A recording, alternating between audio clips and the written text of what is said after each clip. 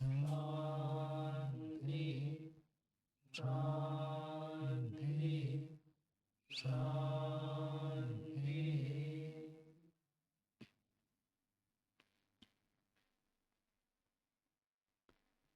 न्याय दर्शन की 96वीं कक्षा है। न्याय दर्शन में तृतीय अध्याय का द्वितीय अन्य पढ़ रहे हैं।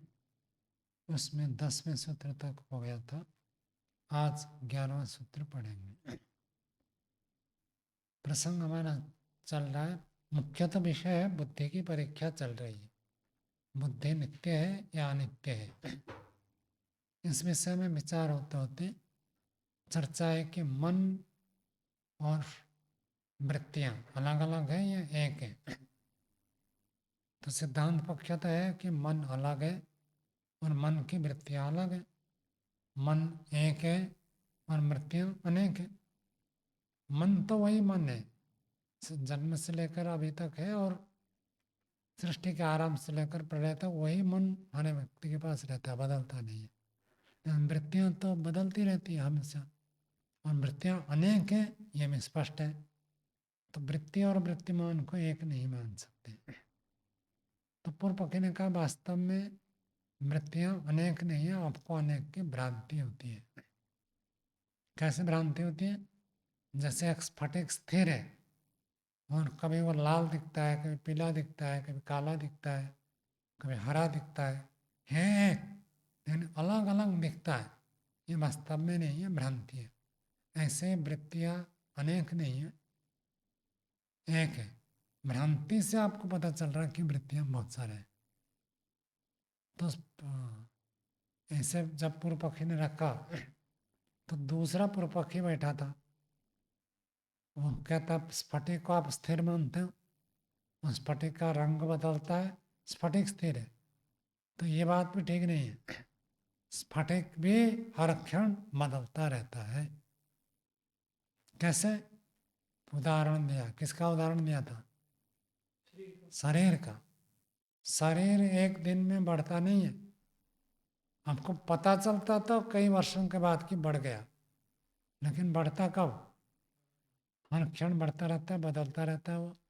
तो ऐसे हर वस्तु, जैसे शरीर हर समय बदलता रहता है, कुछ उपचय होता है, कुछ अपचय होता है, कम अधिक होता रहता है। तो उपचय अपचय से शरीर जैसे हर क्षण बदलता है, ऐसे प्रत्येक क्षण प्रत्येक वस्तु परिवर्तित हो जाता है। मतलब परिवर्तित तो सिद्धांत पक्ष है। वो कहता है हर वस्तु हर क्षण नष्ट हो जाता है और दूसरे क्षण नई वस्तु आ जाती है। ये गलत है। परिवर्तित मानेंगे तब तो ठीक है। योग दर्शन में 3 प्रकार परिणाम बताया। हर क्षण परिवर्तन होता है। ये कौन सा परिणाम है हनुमान जी? तीनों बोल दिया आपने। धर्म लक्षण, अवस्था परिणाम। हर क्षण पदार्थों की अवस्था बदलती रहती है। ये तो सिद्धांत पक्ष है। लेकिन पूर्व पक्षी क्या मानता है? दोष कहाँ पर आ रही है? हर क्षण पहले का पदार्थ खत्म हो गया और अगले क्षण नया पदार्थ आ गया। ये जो मान रहा है ये दोष है। उन्होंने उदाहरण दिया था शरीर का। जैसे शरीर बदल जाता है, ऐसे हर वस्तु बदलता है। इस पक्ष में आगे चर्चा कर रहे हैं। 11वां सूत्र बोलिए। नियम हेतु अभावात् यथा दर्शनम अभ्यनुज्ञा। सिद्धांत में कहता नियम हेतु का अभाव है। आपने कह दिया शरीर बदलता है, बात ठीक है। शरीर में हर क्षण परिवर्तन होता है और हर व्यक्ति को कुछ ना कुछ इसका अनुभव रोज होता है। आज सुबह जितना आपको तरोताजा, चुस्ती, स्फूर्ति, बल, उत्साह लगता था शरीर में, अगले दिन या तो घटेगा या तो बढ़ेगा। और जागते समय जो लगता है 2-4 घंटे के बाद बदल जाएगा। खाने के बाद तो तुरंत बदलता है। तो ये सब परिवर्तन होता रहता है शरीर में। तो शरीर में परिवर्तन होता है तो सही बात है, लेकिन शरीर में होता तो हर वस्तु में होता है। ऐसे नहीं मान सकते। शरीर में बदलाव हो रहा है तो हर वस्तु में होगा, इसमें कोई नियम का हेतु नहीं है। नियम हेतु का अभाव होने से यथा दर्शनम, जहाँ जैसे देखा जाता है, अभ्यनुज्ञा वैसे स्वीकार करते हैं। सिद्धांति का सूत्र है, सिद्धांति कह रहा है शरीर बदल रहा है, इसको हम मान रहे हैं। अभी आपको जैसे लग रहा है 5 मिनट के बाद शरीर में अलग फीलिंग होगी, तो 5 मिनट के बाद और अलग लगेगा और अलग लगेगा। भोजन खाते हैं, यदि ठीक ठाक खाया तो थोड़ा अच्छा लगता है, तृप्ति जैसे लगती है, फिर वो भोजन धीरे धीरे पच जाता है, फिर भूख प्रारंभ होती है तो अलग अनुभूति होती है। शरीर में तो ठीक है, लेकिन इस माइक में ऐसे क्या परिवर्तन हो रहा है? इसको भूखा रखो कोई फर्क नहीं पड़ता, आप करंट की सप्लाई दें ना दें, काम करना बंद कर दें, लेकिन इसमें कोई वृद्धि ह्रास थोड़ी होती है। पुस्तक में क्या वृद्धि ह्रास हो रही है, मकान में क्या वृद्धि ह्रास हो रही है, एक एक दिन में परिवर्तन होता है। लेकिन ऐसे जैसे शरीर में होता है ऐसे सब में होता है, उपचय अपचय नहीं। और बाकी जड़ पदार्थ में तो अपचय ही होता है, उपचय कहाँ होता है?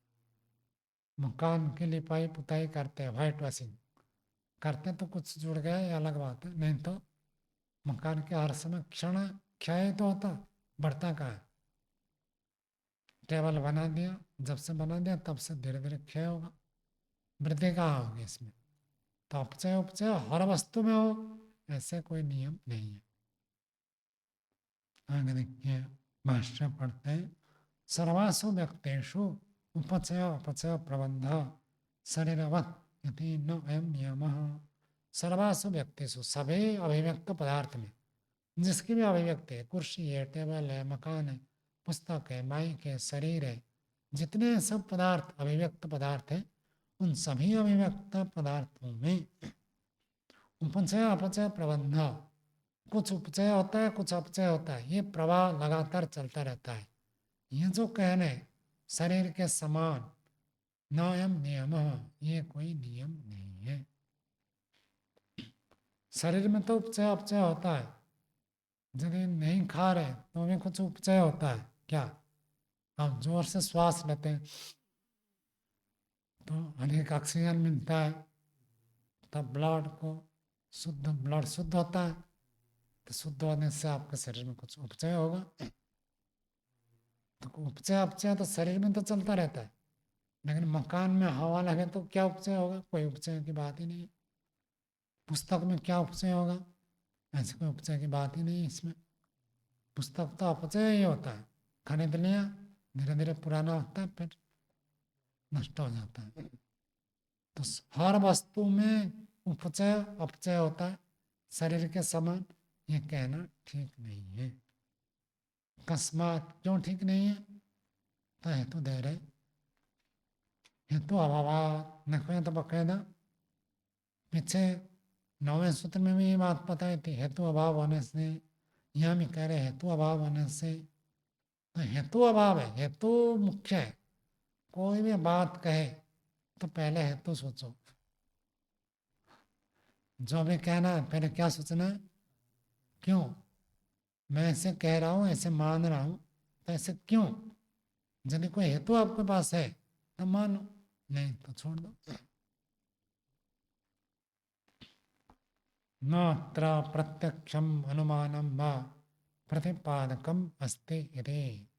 अत्र, यहाँ पर इस विषय में कोई प्रत्यक्ष नहीं है, अनुमान नहीं है। अपनी बात को पुष्ट करने के लिए हेतु ढूंढो, और हेतु के साथ कोई प्रमाण ढूंढो। कैसे प्रमाण? या तो प्रत्यक्ष मिल जाए या तो अनुमान मिल जाए, तब आप अपनी बात को ठीक मान सकते हैं। तो यहाँ पर कोई प्रत्यक्ष प्रमाण भी नहीं है, अनुमान प्रमाण भी नहीं है।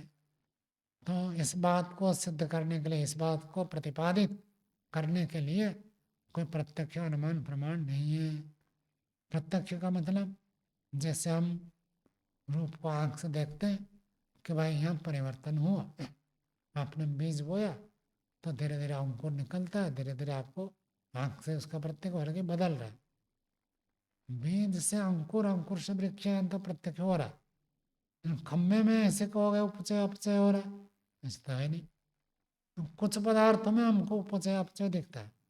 पुराने पत्ते गिर जाते और नए पत्ते, कोमल कोमल पत्ते निकलते, ये तो देखने को आता है। लेकिन हर वस्तु में ऐसे होता है, ऐसे कोई प्रत्यक्ष नहीं है, अनुमान भी नहीं कर सकते। तस्मात् यथा दर्शनम अभ्युनिज्य, इसलिए यथा दर्शनम, जैसे जहां पर देखा जाता है वैसे वहां पर स्वीकार करना चाहिए।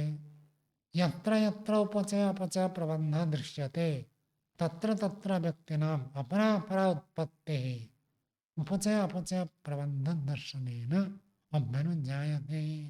यथा शरीरादिषु, जहां जहां पर उपचय अपचय का प्रबंध देखने को मिलता है वहां वहां पर हम मानेंगे व्यक्ति नाम अभिव्यक्त पदार्थों का अपरा अपरा उत्पत्ति, नए नए उत्पन्न होना, उपचय अपचय का प्रबंध, कुछ संग्रह होता है कुछ घटता है, कुछ जुड़ता है कुछ घटता है, जोड़ना घटना, ये प्रबंध ये प्रवाह जहाँ देखा जाता है वहाँ हम स्वीकार करते हैं। यथा शरीर आदेशो, शरीर का तो लिखा ही है, पेड़ पौधे का मैंने बता दिया, और भी चीजें आप ले सकते हैं जिसमें उपचय अपचय लगातार होता रहता है, चलता रहता है। पानी टंकी में पानी है, अब हमारा पानी टंकी खाली हो गया, अपचय हो गया, उपचय नहीं हुआ। उपचय क्यों नहीं हुआ? बिजली नहीं है, मोटर नहीं चला, तो पानी भरा नहीं। तो पानी टंकी में आप कह सकते हैं कि पानी रोज भरते हैं और रोज खाली होता है, उपचय अपचय जहाँ होता है वो मान सकते हैं।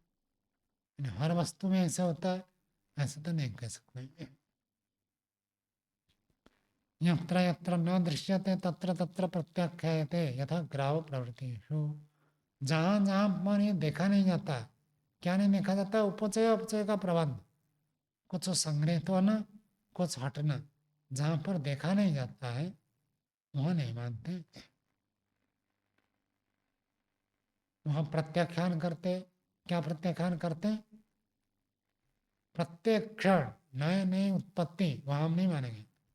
शरीर में मान सकते हैं, पेड़ पौधे में मान सकते हैं, और कोई जड़ पदार्थ है जिसमें ऐसी स्थिति है तो उसको भी मान सकते हैं। लेकिन जहाँ ऐसी स्थिति ही नहीं है तो उसको हम नहीं मान सकते।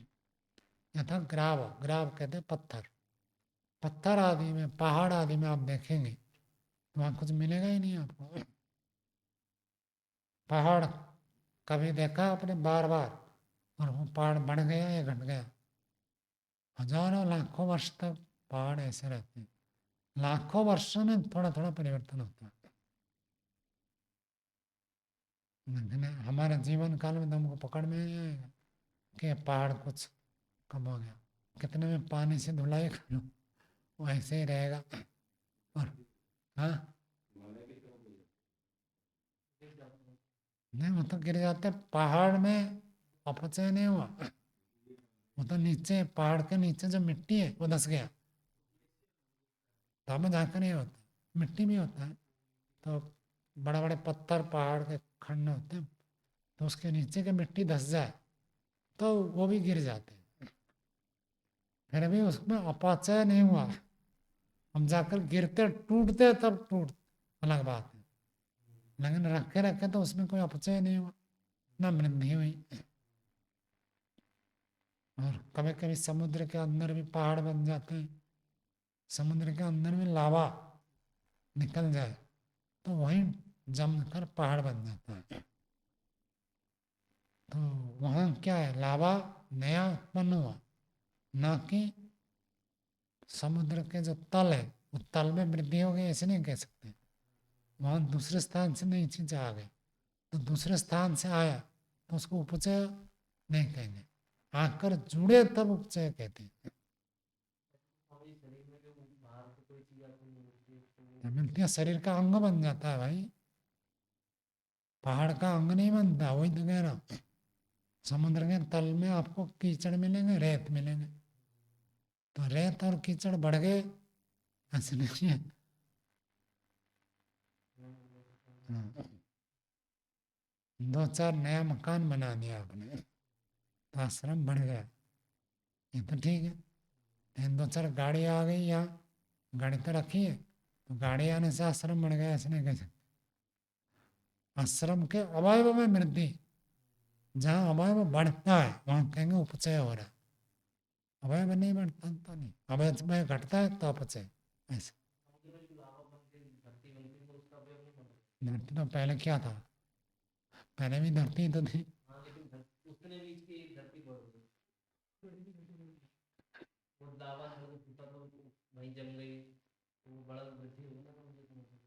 कौन बढ़े?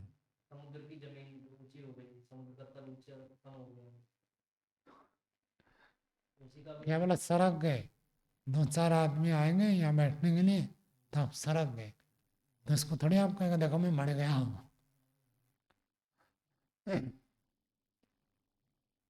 तो उसका उदाहरण दिया, तो उसी को आगे बढ़ाते हुए कह रहे हैं स्फटिके अपनी उपचय अपचय प्रबंध न दृश्यते। स्फटिक में भी उपचय अपचय का प्रबंध देखा नहीं जाता है। क्षणिक बाद इन्हें प्रस्तुत किया था, स्फटिक में भी अपरा अपरा उत्पत्ति है, नई नई उत्पत्ति होती है। एक क्षण में एक स्फटिक, दूसरे क्षण में नया नया स्फटिक, तीसरे क्षण में नया स्फटिक। ऐसे जो आप कह रहे थे ये बात वहाँ नहीं है, क्योंकि उपचय अपचय प्रबंध नहीं दृश्यते तस्माद अयुक्तम, ये बात ठीक नहीं है कि स्फटिक यहाँ पे अपरा अपरा उत्पत्ति रहती, स्फटिक में भी नई नई उत्पत्ति होती है, ये कहना ठीक नहीं है। आगे एक बढ़िया बात बताइए, याद रख लेना। कहते यथा चार्कस्य कटुकिम्ना सर्वद्रव्याणाम कटुकिमानम आपादयेत् तादृक् एतद् इति। तो सिद्धांत ने कह रहा जैसे आग का पत्ता क्या है, कड़वा लगता है। आग, अर्क, अर्क को क्या कहते हैं?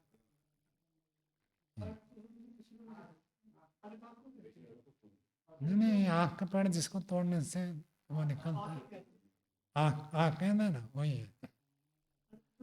उसके लिए नहीं है यहाँ, इस यहाँ उसी के लिए आग के पौधा, तो आग के पौधा अर्कस्य कटुकिम्ना, वह कड़वा होता है। यदि सर्वद्रव्याणाम कटुकिमानम आपादित, सारे द्रव्य कड़वे हैं, ऐसे कहना एतत् तादृक इति, ये तो वैसे ही बात है। शरीर में हर क्षण परिवर्तन होता है, इसलिए हर वस्तु में हर क्षण परिवर्तन होता है। ये बात ऐसी है जैसे आग के पत्ते कड़वे हैं तो सब कड़वे हैं। करेला ले लो आप, करेला कड़वा होता है, इसलिए हर फल या सब्जी कड़वा है, जैसे ये कहना बेकार है। ऐसे ही है, बहुत सारे लोग ऐसे गड़बड़ करते हैं। अभी मैंने पिछले बार में ये प्रस्तुत किया कि देखो आत्मा के बारे में चर्चा चल रही थी, तो अन्य उदाहरण देखकर जैसे परमाणु परमाणु से घुसेगा नहीं, तो आत्मा में घुसेगा नहीं। मैंने कहा यह बात ऐसी है, आँख के पत्ता कड़वा है तो सब कड़वे हो जाएंगे।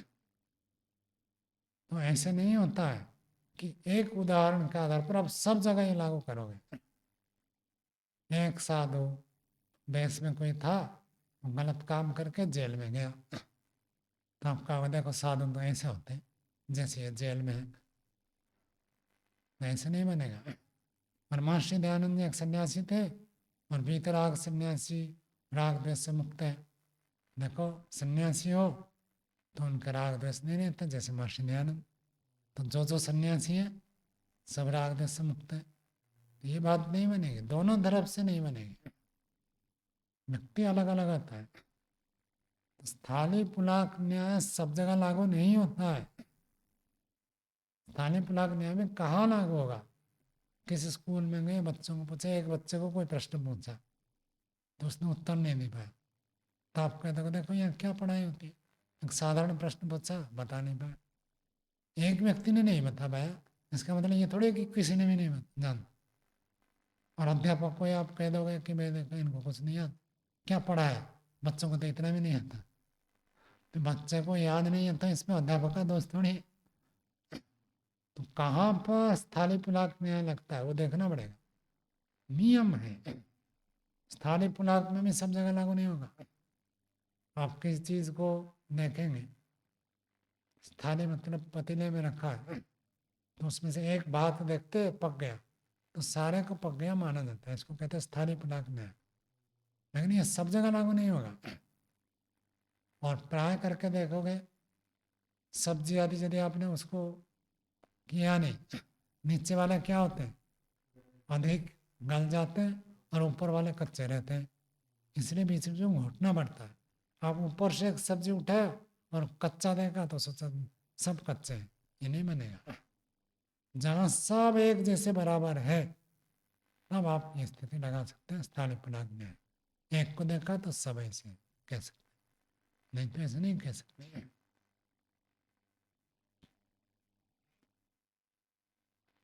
तो आगे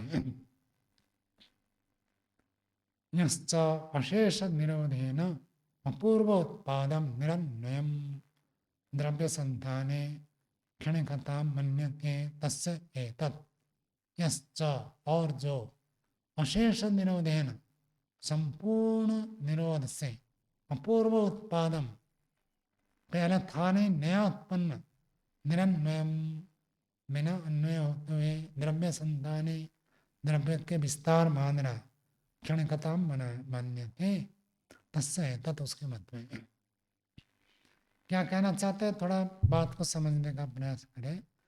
तो अशेष निरोध सिद्धांत पक्ष में मैंने आपको बताया पुस्तक है, तो अभी जो पुस्तक है अगले क्षण में क्या होगा, पुस्तक में कुछ भाग घटेंगे, तभी तो 100 साल के बाद ये रहेगा नहीं, तो 100 साल तक धीरे धीरे धीरे धीरे घटता जाता है, ये बात तो ठीक है। हर क्षण इसमें कुछ विनाश हो रहा है, ये बात तो ठीक है। लेकिन हमारा सिद्धांत पक्ष क्या है, पुस्तक वही है, एक एक क्षण में थोड़ी थोड़ी हानि होती है, घटता जाता है, ठीक है। पूर्व पक्षी क्या मानता है, अब मान लीजिए 10:50 30 इस सेकंड में जो पुस्तक है ये पूरा खत्म हो गया, और जो 31वें सेकंड में पुस्तक है ये नई पुस्तक है। सिद्धांत पक्ष और पूर्व पक्ष समझ में आया। पूर्व पक्ष मानता है कि प्रत्येक क्षण में पदार्थ पूरा नष्ट हो जाता है और अगले क्षण में बिल्कुल नया उत्पन्न होता है। अभी जो बैठा है व्यक्ति वो अगले क्षण में नष्ट हो गया और उस क्षण में नया व्यक्ति आ गया, वैसे मानना। सिद्धांत पक्ष क्या है, व्यक्ति वही है, कुछ घट गया। जैसे व्याकरण में आता है बाल काट दे, पहले बाल बड़े बड़े थे अब बाल काट दिए, आदमी वही है। पूंछ कट जाने के बाद में कुत्ता वही है, अलग नहीं बन जाता है। तो ऐसे हर वस्तु विद्यमान है, उसमें थोड़ा थोड़ा परिवर्तन होता है, ये तो ठीक है। लेकिन पूर्व पक्ष मानता है बिल्कुल ही खत्म हो गया और नया उत्पन्न हुआ, उस पक्ष में दोष। पंक्ति देखिए, यश्च यश्च का अर्थ जो व्यक्ति ऐसे मानता है अशेष निरोधेन, अशेष निरोधेन संपूर्ण विनाश से अपूर्व उत्पादम पहले था नहीं बिल्कुल नया उत्पन्न हो गया। 31वें सेकंड में ये जो पुस्तक आई बिल्कुल नहीं, पहले ये पुस्तक थी नहीं। निरन्वयम, निरन्वयम का अर्थ पीछे से कुछ जुड़ा हुआ नहीं है। वैदिक मत में क्या है, सिद्धांत पक्ष में क्या है, पीछे वही व्यक्ति था अब वो वही व्यक्ति है, कुछ हट गया कुछ जुड़ गया, ये तो हम मानते हैं।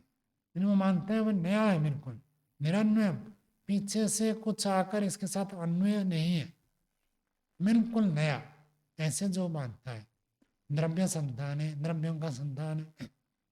द्रव्य संतान क्या है, एक क्षण में आपने देखा पुस्तक है, ये पुस्तक हट गई, दूसरे क्षण में नई पुस्तक, तीसरे क्षण में नई पुस्तक, चौथे क्षण में नई पुस्तक, ये जो नई नई पुस्तक बनती जा रही है ये द्रव्य संतान है। वही द्रव्य का लगातार आगे आगे चल रहा है, तो द्रव्य संतान है। क्षणिकता मन्यते, क्षणिकता को मानता है। यह मन्यते जो व्यक्ति ऐसे मानता है, तस्य एतत् उसके मत में, ये जो कथन है उस कथन का उत्तर सिद्धांति का सूत्र है 12वां सूत्र बोलिए, न उत्पत्ति विनाश कारण उपलब्ध है। सिद्धांत कहते ये बात ठीक नहीं है, हर क्षण में कोई वस्तु पूरा समाप्त हो जाता है और अगले क्षण में बिल्कुल नया उत्पन्न हो जाता है, ऐसे नहीं है। पीछे का रहता ही है, पीछे का जुड़ा हुआ रहता है। नया एक क्षण में कोई भी चीज बनती नहीं है। नई चीज बन गई ऐसे नहीं कह सकते।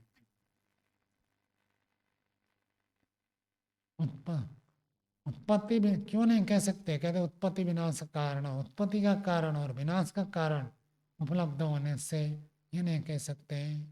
घड़ा बन रहा है तो किससे बन रहा है? मिट्टी से। तो मिट्टी उसकी उत्पत्ति का कारण है। तो जब नया घड़ा बनता है तब मिट्टी के कण से घड़ा बनता है। अब आपके तो हर क्षण नया नया घड़ा, तो जो दूसरे क्षण में नया घड़ा है वो किससे बना? किसी से बना नहीं, तो ये तो बात खंडित हो जाएगी, मिट्टी से घड़ा बना। तो इसलिए ये कथन ठीक नहीं हो सकता। और घड़ा को आपने तोड़ दिया तो घड़े क्या बन जाता है? ठिकरे बन जाते हैं। तो ठिकरे बन गए तो अभी घड़ा रहा नहीं, विनाश हो गया। तो विनाश कब मानेंगे? जब उसके अवयव टूट जाए। यानी आप कह रहे हो हर क्षण विनाश हो रहा, हर क्षण तो हमको दिख नहीं रहे अवयव, तो कैसे माने विनाश? ऐसे नहीं कह सकते। हर क्षण नया उत्पन्न ऐसे नहीं कह सकते, और हर क्षण पूरा विनाश हो जाता है ये भी नहीं कह सकते। कुछ भाग नष्ट होते हैं, ये बात ठीक है। पूरा नष्ट हो गया, पूरा नया उत्पन्न हो गया, ऐसे नहीं कह सकते। आगे भाष्य देखिए। उत्पत्ति कारणम तावत उपलभ्यते, उत्पत्ति का कारण हमको मिल रहा है। अवयव उपचय, अवयवों का संग्रह जो है ये उत्पत्ति का कारण बनता है। वाल्मीका आदि नाम, वाल्मीकि कहते दीमक को, इसी वाल्मीकि से ही वाल्मीकि बन गया। तो दीमक जो होते हैं बहुत जल्दी जल्दी बना देते हैं अपने, बॉम्बे बीन बीन को बना देते हैं, तो बहुत जल्दी बना देते हैं। तो कैसे बनते हैं? आपने कभी देखा हो, मुंह में छोटे छोटे मिट्टी के कण होते हैं उनके, वो लाकर जोड़ते जाते हैं तो बन जाता है। तो बामी बेल बनने में कारण क्या है? मिट्टी के कण। तो मिट्टी के कण जब इकट्ठा होता है नया उत्पन्न होता है, हमको ही मिल रहा है। तो हर क्षण नए नए उत्पन्न होता है तो कह नहीं सकते ना, क्योंकि उत्पत्ति का कारण जहाँ मिल रहा है वहाँ हम उत्पत्ति कहेंगे। ये मकान जिस दिन बना उससे पहले देखा था ईंट पत्थर सीमेंट सरिया सब पड़े थे, उनको जोड़कर बनाया गया, तब तो मानेंगे। और ये मकान तब इतने वर्षों से चल रहा है, आप कहेंगे नहीं हर क्षण नया नया बन रहा है, नया नया हर क्षण नहीं मान सकते। जिस क्षण अवयवों को जोड़कर बनाया गया तब मानते हैं नई नई उत्पत्ति। अब तो नई उत्पत्ति नहीं मान सकते, क्योंकि ऐसे कारण से उत्पन्न नहीं हुआ।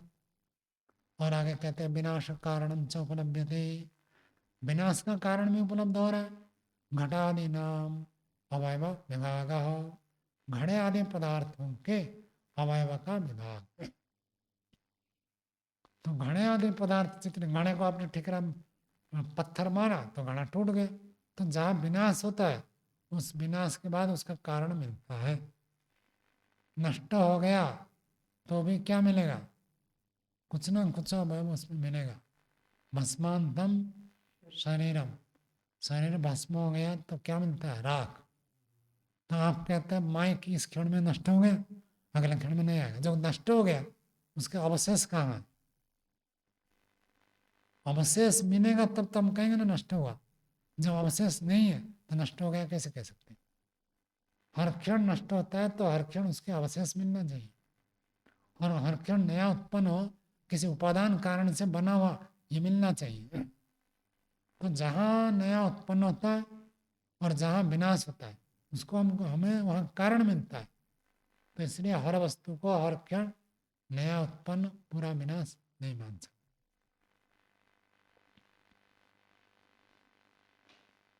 आगे यस्य तु अनुपचित अवयवम निरुध्यते, अनुपचित अवयवम च उत्पद्यते, तस्य अशेष निरोधे निरन्वये म अपूर्व उत्पादे न कारणम उभयत्रापि उपलभ्यते इति।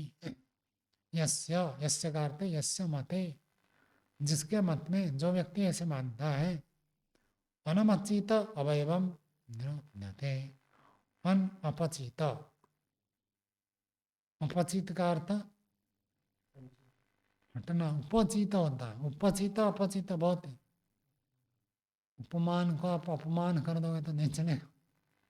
ये अपचित, चीत का अर्थ होता है जुड़ना, संग्रहित होना, और अप का अर्थ हटना।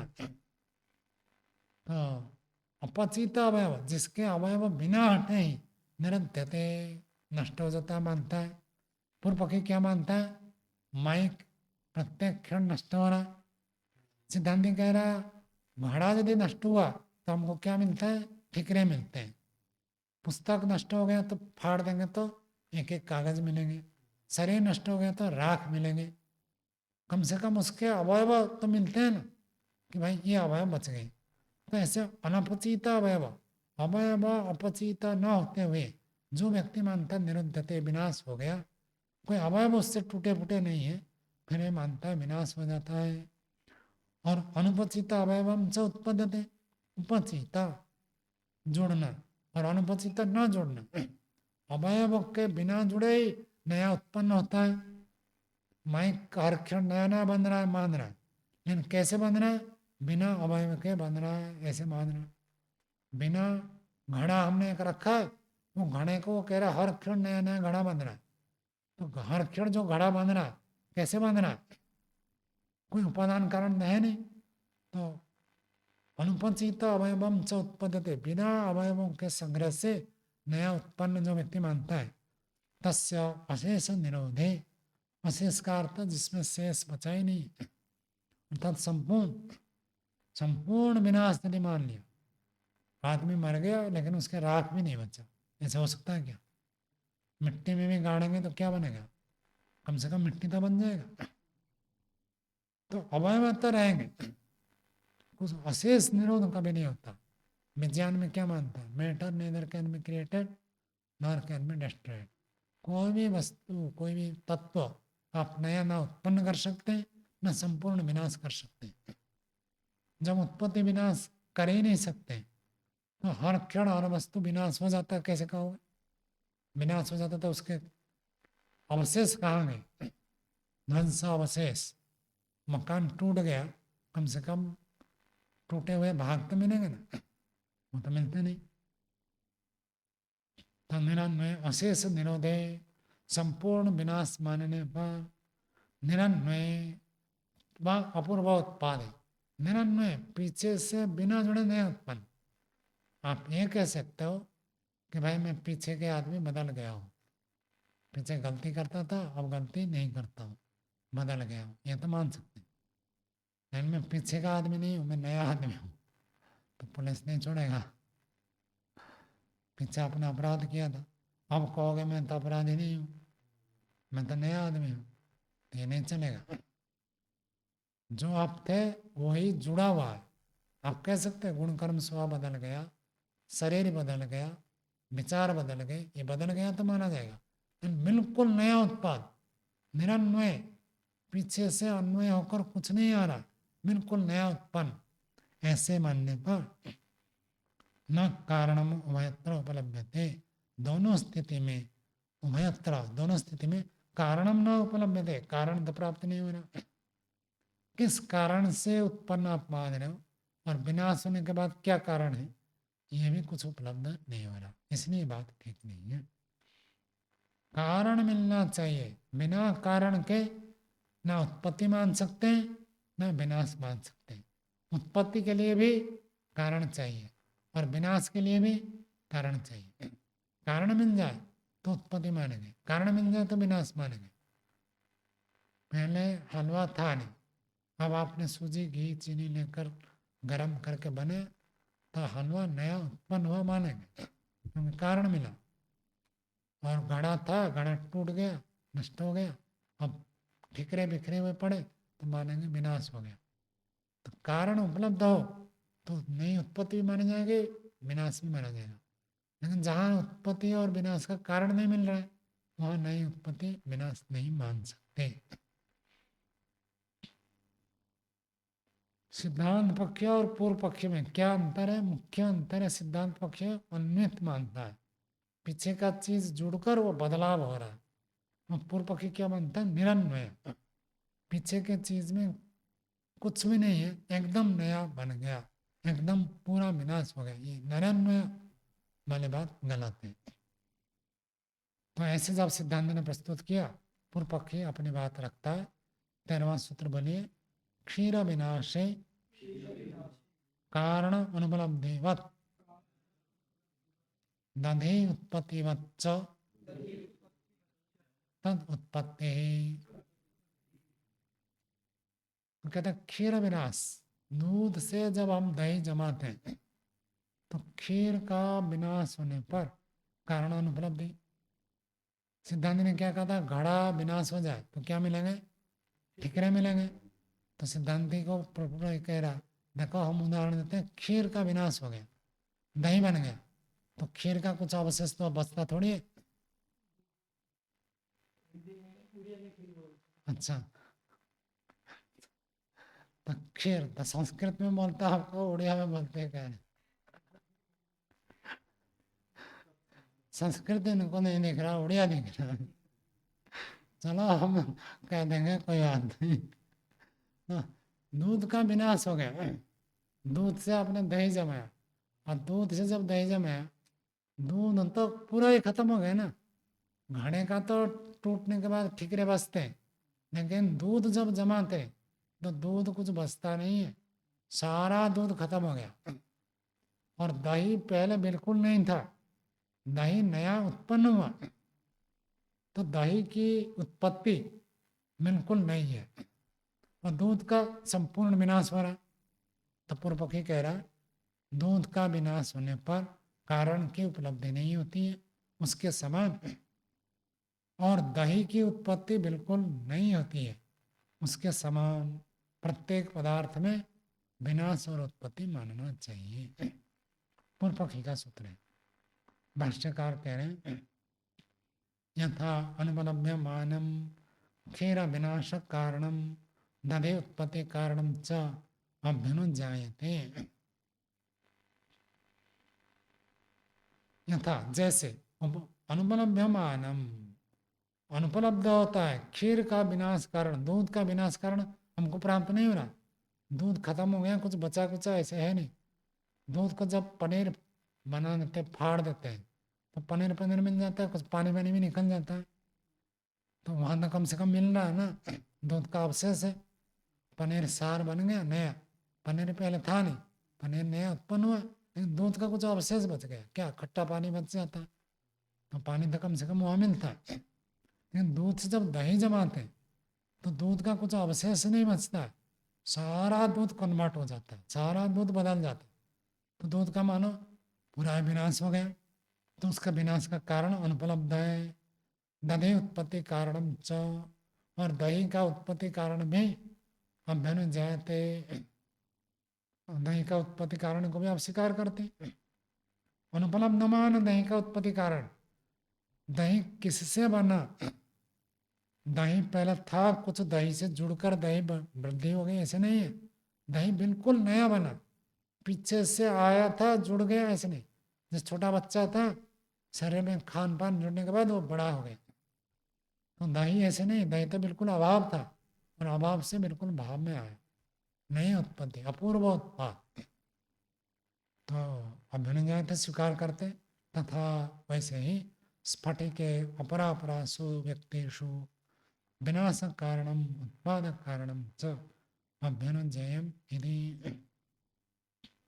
ऐसे स्फटिक में अपरा अपरासु व्यक्तिषु, अपरा अपरा नई नई उत्पत्ति, माद माद वाले में नई नई उत्पत्ति अभिव्यक्त होने में, विनाश कारणम उत्पादन कारणम च अभ्युनजयम, विनाश कारण कुछ नहीं, उत्पादन कारण कुछ नहीं, फिर भी स्फटिक नया बन जाता है और पूरा विनाश हो जाता है।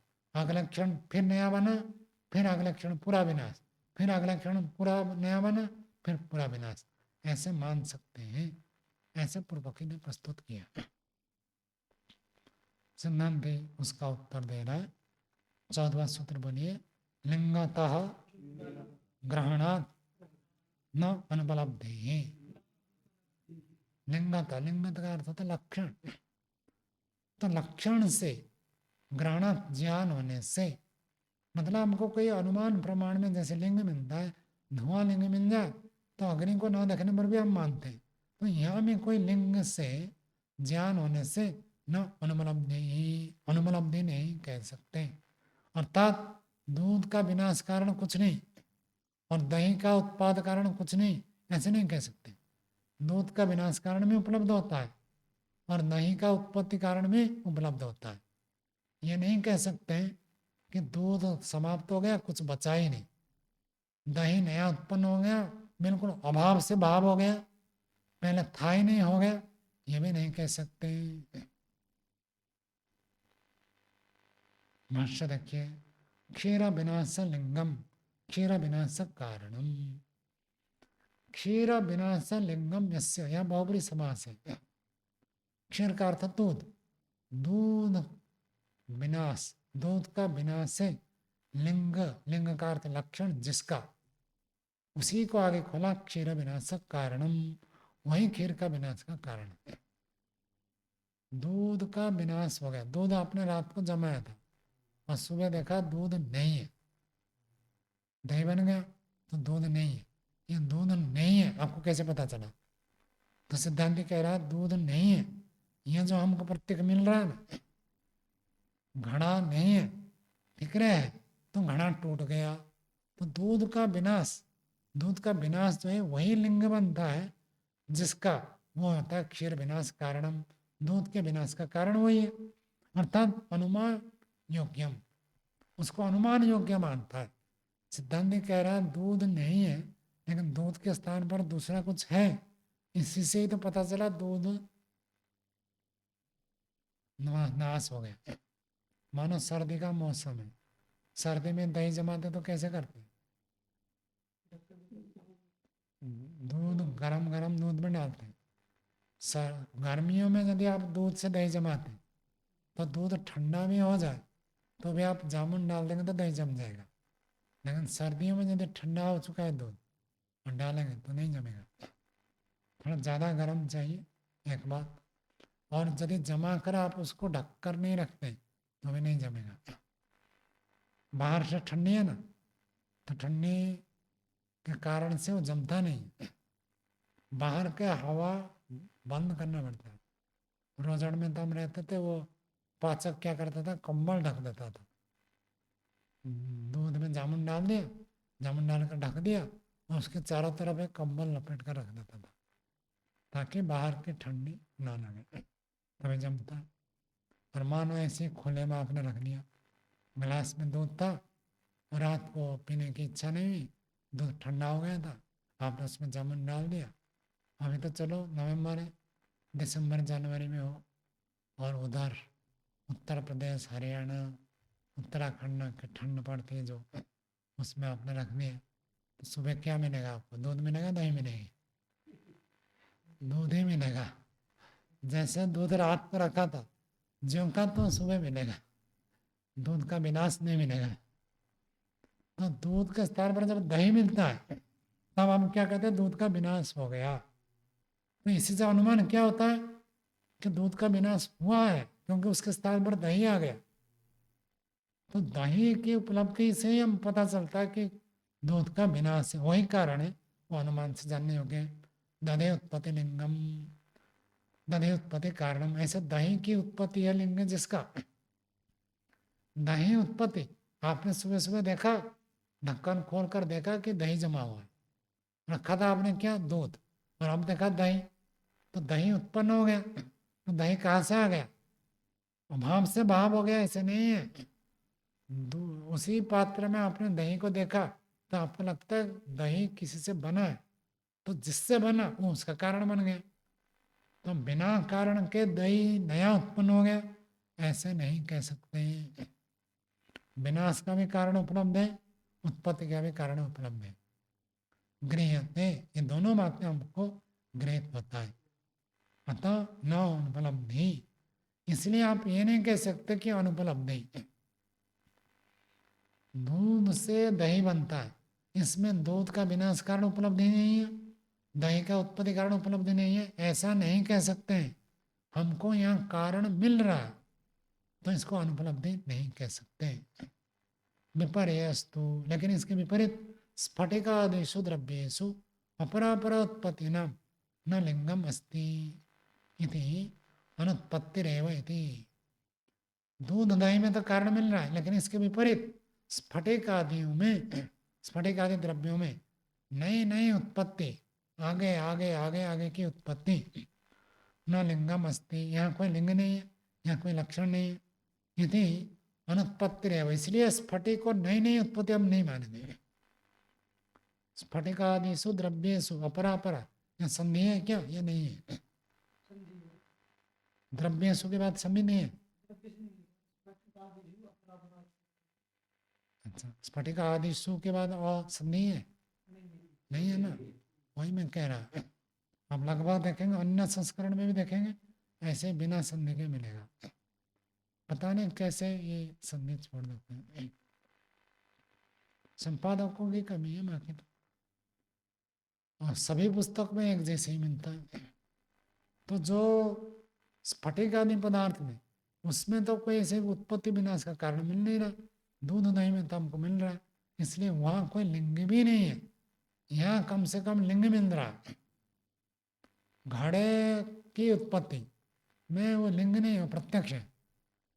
कैसे प्रत्यक्ष? मिट्टी को लेकर बाहर जोड़ता है तो घड़ा बनता है, ये तो प्रत्यक्ष हो रहा है।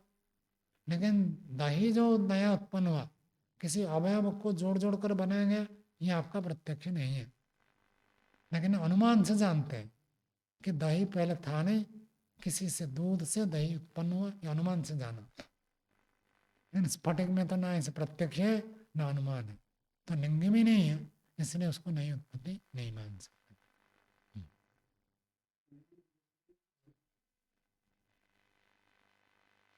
ओम स्वामी जी, जैसे कि सिद्धांत पक्ष का तर्क था कि अवशेष नहीं मिल रहा है आपके बात में, तो ऐसे इसमें के ऐसे माने कि दूध का अवशेष दही होगा कि विनाश हो गया तो अवशेष दही के रूप में आ गया, नए रूप में? नहीं, तो सिद्धांत तो तर्क रखा था कि अवशेष चाहिए मुझे, यहाँ तो अवशेष नहीं मिल रहा है। तो उसी के लिए तो ये बताया फिर, क्योंकि ये न्याय विद्या है। यदि आप बोलते बोलते कहीं पर कमजोर हेतु रख दिए तो उसका खंडन करेगा, तो फिर आपको सुधार करके नई बात बतानी पड़ेगी।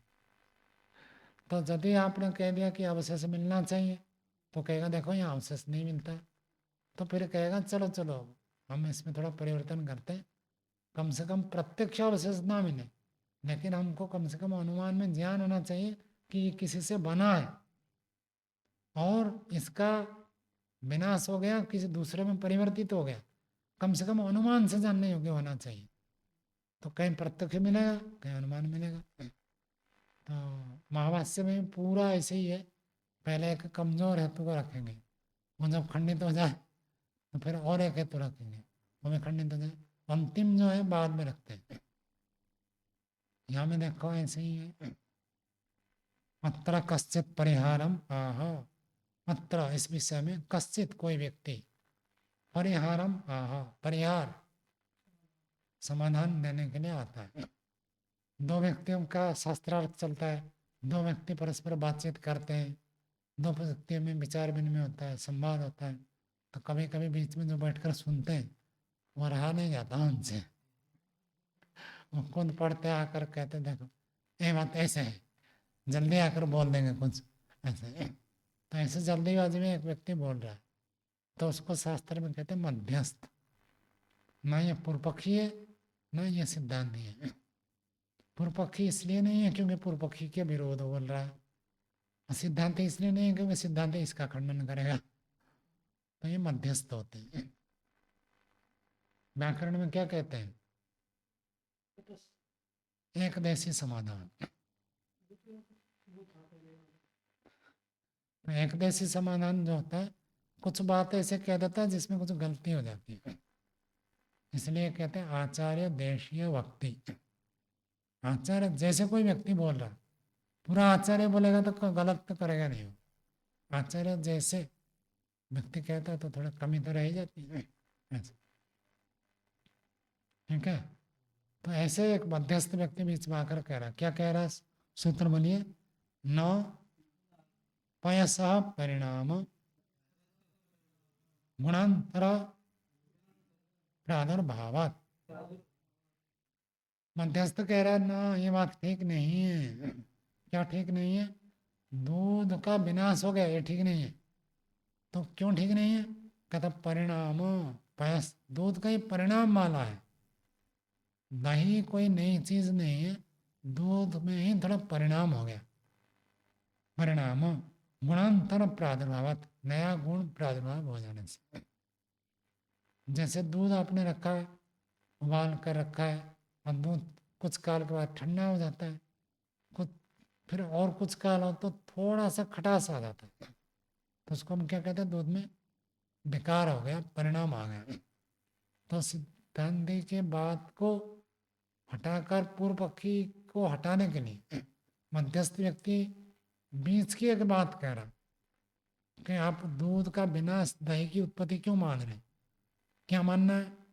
कहता दूध का ही परिणाम है, ऐसे मानो। क्यों मानो? गुणांतर प्रादुर्भावात्। दूध का गुण क्या है? मिठास। और दही का गुण खटा। तो मीठा गुण हटकर खटा गुण आ गया, और कुछ हुआ नहीं। तो एक व्यक्ति कहता है पैसा परिणाम, दूसरा कहता है गुणांतर प्रादुर्भावात्। भाष्य देखिए, पैसा परिणाम न विनाश इति एक आह। पैसा परिणाम दूध का ही परिणाम है, न विनाश। विनाश का मतलब तो खत्म हो गया, तो कहता दूध का विनाश नहीं हुआ है, क्या हुआ? परिणाम हो गया, थोड़ा चेंज हो गया। जैसे हलवा आपने रखा था गरम गरम, बहुत अच्छा लग रहा था, और आज का हलवा कल खाएंगे तो थोड़ा ठंडा ठंडा परिणाम हो गया। तो ठंडा होने से ज़्यादा मीठा होता है, मीठा कम हो जाता है, ज़्यादा लगता है। देखो भाई, आपको अभी परिणाम का पता नहीं है। गरम गरम खाएंगे तो मिठास कम लगेगा, और वो यदि ठंडा हो जाए बहुत अच्छा लगेगा। खीर जो खाते हैं, वो गरम खाना लोग पसंद नहीं करते, ठंडा हो तो पसंद करते हैं। क्यों? एक तो दूध जो होता है गाढ़ापन आ जाता है, और वो गाढ़ापन जो है बहुत रसीला होता है, स्वादिष्ट होता है, और दूसरी बात है उसमें मिठास बढ़ता है। तो ऐसे कहता पयस का ये परिणाम है, इति एक आह, ऐसे एक व्यक्ति ने कहा। परिणामश्च अवस्थितस्य द्रव्यस्य पूर्वधर्म निवृत्तौ धर्मांतर उत्पत्ति यदि। परिणाम में तो विनाश मानने की आवश्यकता नहीं है, भाई बदल गया। मानो कोई व्यक्ति बहुत मोटा था, और आपने देखा तो एकदम पतला दुबला हो चुका है, तो डाइटिंग करते हैं, और क्या क्या करते हैं पतले होने के लिए। ऐसे पतले लोग मोटे होने के लिए करते हैं, तो देखा तो आपको तो पहचान नहीं आ रहा, आप तो पूरा बदल गए। बदल गया है, मरा नहीं है। तो सिद्धांत को पूर्व पक्षी के सुझाव दे रहे, मध्यस्थ सुझाव दे रहे, ऐसे क्यों मान रहे कि दूध का विनाश हो रहा? ऐसे मान लो ना दूध में थोड़ा परिवर्तन हो गया है, वही है, थोड़ा सा परिणाम हो गया, परिवर्तन हो गया।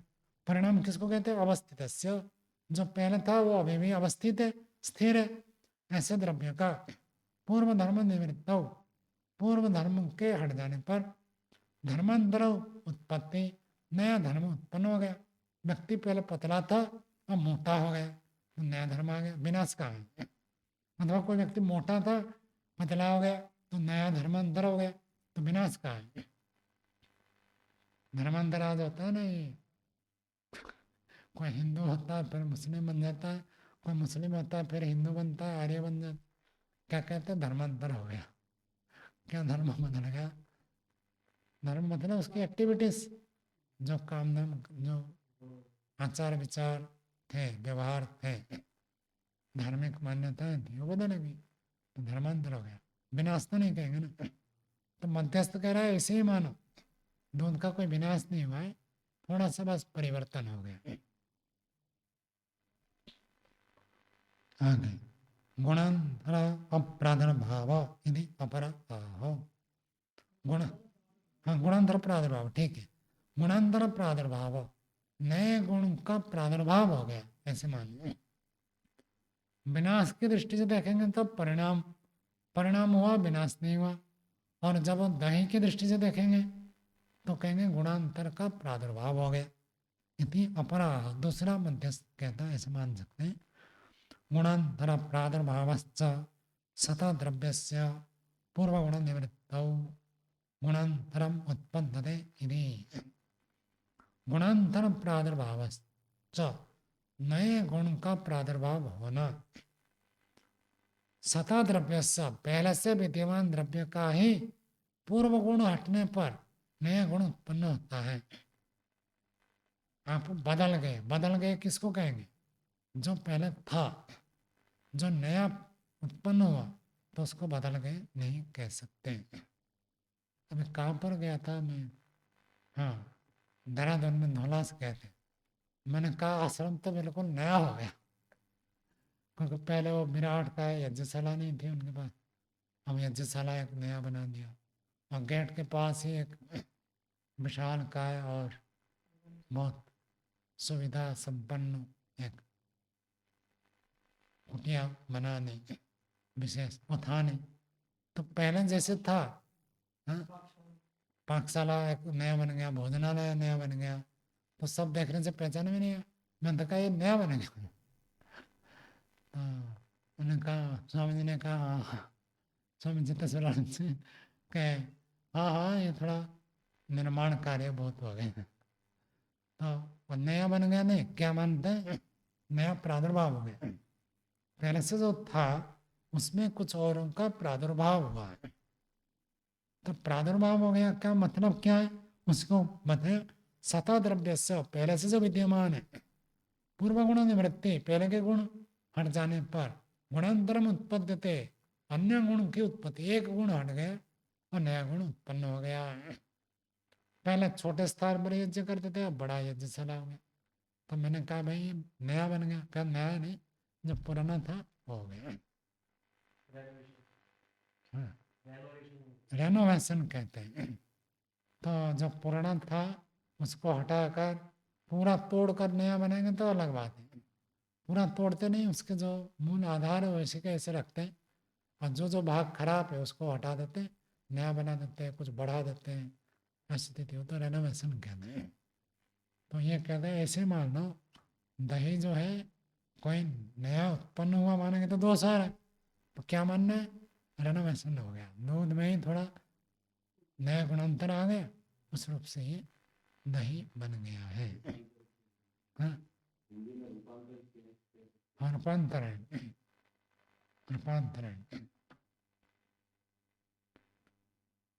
तो स खलु एक पक्षी भाव इति, स, यह जो कथन है, ये कथन जो है एक पक्षी भाव, एक पक्ष को देखता है, दोनों पक्ष नहीं, अर्थात ये बात पूरा पूरा ठीक नहीं है। एक पक्ष में ठीक है, एक पक्ष में क्या ठीक है कि दूध का पूरा विनाश नहीं हुआ, इतनी बात तो इसकी ठीक है। दही बिल्कुल नया उत्पन्न नहीं हुआ, ये बात तो ठीक है, एक पक्ष तो इसका ठीक है। लेकिन जो मानता केवल परिणाम मात्र हुआ है, ये कथन इसका ठीक नहीं है। उसका उत्तर फिर आगे सिद्धांत स्वयं आगे प्रस्तुत करेंगे।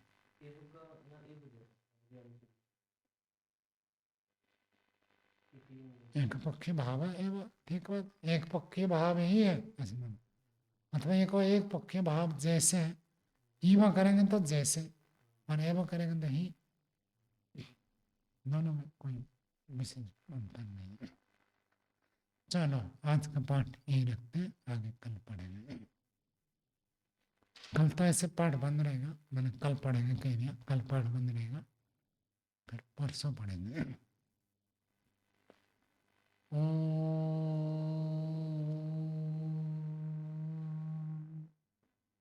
शांति शांति शांति।